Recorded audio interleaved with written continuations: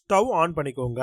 அதில் ஒரு பேன் வச்சு கொஞ்சமாக ஆயில் சேர்த்துட்டு ஒரு 6-7 பல்லு பூண்டை சாப் பண்ணி ஆட் பண்ணிக்கோங்க. ஒரே ஒரு வெங்காயத்தை கட் பண்ணி ஆட் பண்ணிவிட்டு 1 கப் அளவுக்கு கார்ன் ஆட் பண்ணிக்கோங்க. ஸ்வீட் கார்ன் 1 கப் அளவுக்கு, கேரட்டு, அதே மாதிரி பீன்ஸ், சால்ட் தேவையான அளவுக்கு. இது எல்லாமே நல்லா வதங்கி வரட்டும். எல்லாமே சேர்த்து 1 கப் இருந்தால் போதுமானது வெஜிடபிள்ஸு. இப்போ கொஞ்சோண்டு ஸ்வீட் கார்ன் எடுத்து மிக்ஸி ஜாரில் போட்டு கொஞ்சமாக தண்ணி ஆட் பண்ணி நல்லா பேஸ்ட்டாக அரைச்சி எடுத்து வச்சுக்கோங்க. இந்த மாதிரி இருக்கணும். இப்போ நம்ம ஆல்ரெடி வதங்கின காய்கறியில் 1 கப் அளவுக்கு வெஜிடபிள் போட்டிங்கன்னா 2 கப் இல்லைனா 2.5 கப் அளவுக்கு தண்ணி ஆட் பண்ணிக்கோங்க. நல்லா கொதி வரட்டும். இந்த டைமில் ஒரு பவுலில் 2 ஸ்பூன் அளவுக்கு கார்ன்ஃப்ளவர் ஆட் பண்ணி கொஞ்சமாக தண்ணி ஆட் பண்ணி நல்லா மிக்ஸ் பண்ணி விட்டுட்டு ஓரமாக எடுத்து வச்சுக்கோங்க. இப்போ கொதிக்கக்கூடிய அந்த வெஜிடபிள்ஸில் ஆல்ரெடி கார்ன்ஸை அரைச்சி வச்சுருக்கோம் இல்லையா, அதையும் ஆட் பண்ணிக்கலாம்.